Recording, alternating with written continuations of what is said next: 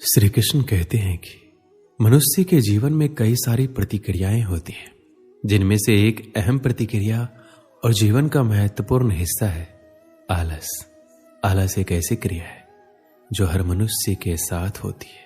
दुनिया में शायद ही कोई ऐसा होगा जिसको आलस ना आता हो। हम ये मान सकते हैं कि जिस इंसान को आलस ना हो वह इंसान साधारण नहीं हो सकता। कई बार मजाक के रूप में हम ये कह भी देते हैं कि इस मिट्टी के बने हो। यदि आलस ने आपको घेर रखा है तो उस काम के फायदे के बारे में सोचें जिसको आप आलस के कारण नहीं कर पा रहे हैं। ऐसा करने से आपके अंदर उस काम को करने की इच्छा होगी और आप एक्टिव हो जाएंगे। कई बार किसी बड़े काम को देखकर भी आलस आ जाता है। यदि ऐसा है तो उस काम को टुकड़ों में बांट लें। अब वही कार्य आसान हो जाएगा। पहले एक टुकड़े को पूरा करें, फिर कुछ समय बाद दूसरे को पूरा करें। जैसे जैसे काम पूरा होगा आपका आलस कम होता रहेगा। श्री कृष्ण ने भागवत गीता में कहा है, किसी भी कार्य को लगातार ना करें। ऐसा करने से आपको थकान होगी, आपको आलस घेर लेगा। काम करते हुए बीच बीच में थोड़ा आराम करते रहें। इस तरीके से आलस आपके पास नहीं आएगा और आप अपने काम को आसानी से पूरा कर लेंगे। हर व्यक्ति का एक लक्ष्य होता है। जब भी आप आलस महसूस करें तो तुरंत अपने लक्ष्य को याद करें। ऐसा करने से आप अच्छा महसूस करेंगे और आपका आलस तुरंत चला जाएगा। अगर आपका कोई लक्ष्य नहीं है तो उसे आज ही बनाएं और आलस से दूर भगाएं। यदि आप चाहते हैं कि आलस आपके पास ना आए तो एक समय में एक ही काम करें। कुछ लोग बहुत से काम एक दिन में या एक साथ करना चाहते हैं, लेकिन जब कार्यों को पूरा करने की शुरुआत करते हैं तो इतने कार्यों को देखकर आलस आ जाता है। अतः एक बार में एक ही कार्य करने की आदत डालें। किसी भी काम को टालना छोड़ दें, क्योंकि काम को टालना भी आलस कहलाता है। जो लोग काम को टालते हैं वो लोग आलसी लोग कहे जाते हैं। कार्य को टालते रहने से कार्य तो पूरा नहीं होता, बल्कि काम को टालने की आदत हो जाती है। तो कार्य को टालना बंद करो, आलस खुद ही भाग जाएगा। आप जो भी काम करें एक योजना बनाकर करें। किसी भी काम को योजना के साथ करने से आलस नहीं आता, बल्कि अच्छा लगता है, क्योंकि पता होता है कि हमें कौन सा काम कब करना है। आप अपने योजना में उतने ही कार्यों को जगह दें जितने आप कर सकें। अस्त व्यस्त जीवन से निराशा और आलस ही आता है, लेकिन योजना के साथ काम करने से आपको पता होता है कि कौन सा काम कब और कैसे करना है। ऐसा करने से आप अपने काम को प्यार करने लगेंगे। आलसी होने का मतलब है आप परिवर्तन से डरते हैं, इसलिए हर दिन कार्य को कल पर टालते जाते हैं। कल करेंगे, परसों करेंगे, अतः वो कार्य कभी पूर्ण नहीं होता। क्योंकि हम जहां पर हैं हम खुद को सुरक्षित महसूस करते हैं, अतः हम बदलाव से डरते हैं। हमें लगता है शायद हम अपनी सुरक्षा को खो देंगे। कर्म करने से इनकार करना कायरता की निशानी है। आलस्य और कायरता एक समान है। किसी भी इंसान को तब तक नहीं बदला जा सकता जब तक वो खुद बदलना ना चाहे। फिर भी आप उसको बदलना चाहते हैं तो उसे कोई बड़ी जिम्मेदारी दे सकते हैं या उसे अपने कर्तव्यों का एहसास दिलाकर शर्मिंदा कर सकते हैं। आलसी इंसान में आत्मविश्वास की कमी होती है। कोई भी इंसान तभी बदलता है जब कोई उसकी भावनाओं को चोट करता है। इसलिए आप उसकी भावनाओं पर चोट करें। आप उसकी किसी कमजोरी पर वार करके उसके दिल में चिंगारी लगा सकते हैं। जिस इंसान का कोई लक्ष्य नहीं होता वही इंसान आलसी होता है। इसलिए आप उसको कोई सपना दिखाकर उस लक्ष्य को प्राप्त करने के लिए उत्साहित करें। इसलिए सिर्फ मेहनत करना ही जरूरी नहीं है।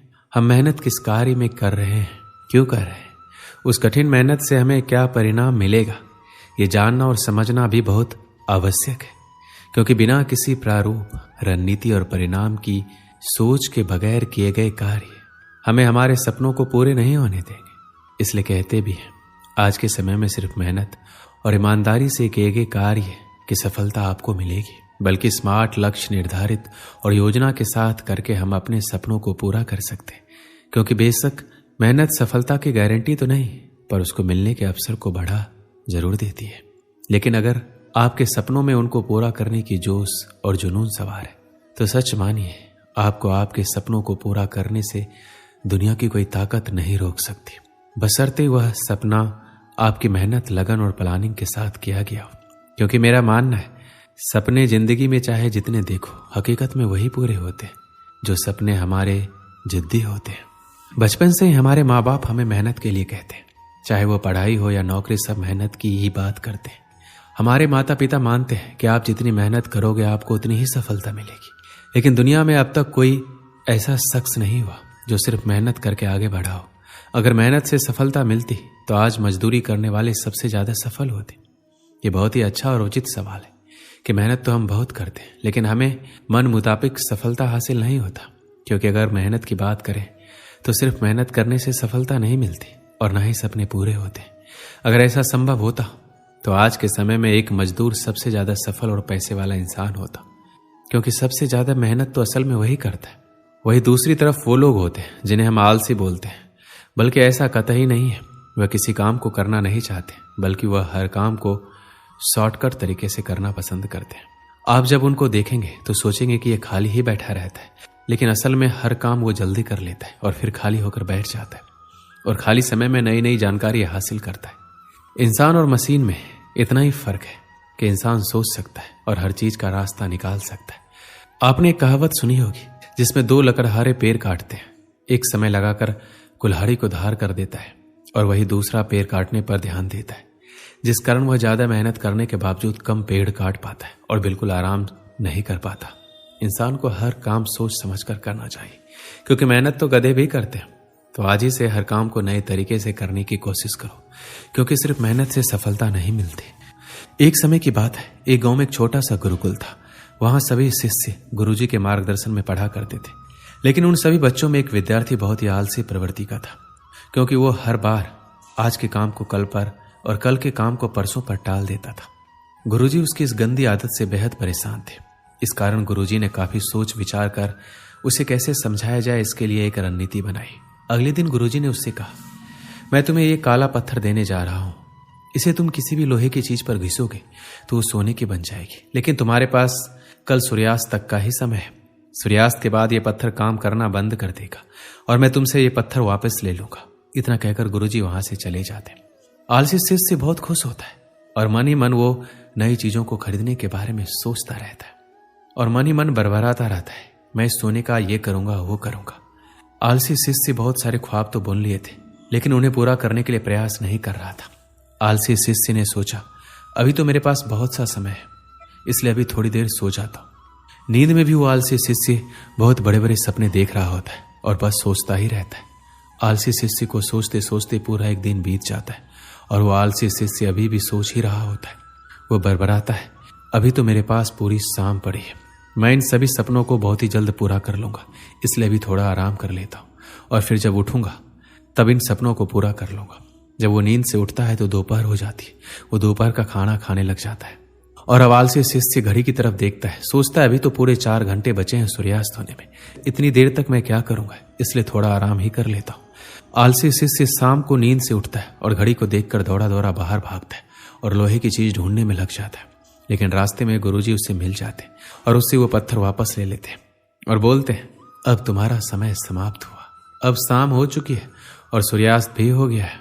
आलसी शिष्य को पछतावा होता है और उसे समय के महत्व का एहसास होता है। इस कहानी से हमें क्या सीख मिलती है? हमारा भी यही हाल है। हम भी आज के काम को कल पर, कल के काम को परसों पर टालते रहते हैं, जिसके कारण वो काम कभी नहीं हो पाता। इसलिए तो कहा गया है कि कल कभी नहीं आता, जो करना है आज ही करो। हमें काम को कल पर नहीं टालना चाहिए। जितने भी सफल लोग इस धरती पर हुए हैं उन्होंने समय का सदुपयोग किया है, इसलिए वो सफल हुए हैं। अगर हमें भी सफल बनना है तो हमें आज में ही जीना होगा। दोस्तों, इस वीडियो में बस इतना ही। मिलते हैं अगली वीडियो में। अपना ख्याल रखिएगा। जय श्री कृष्ण।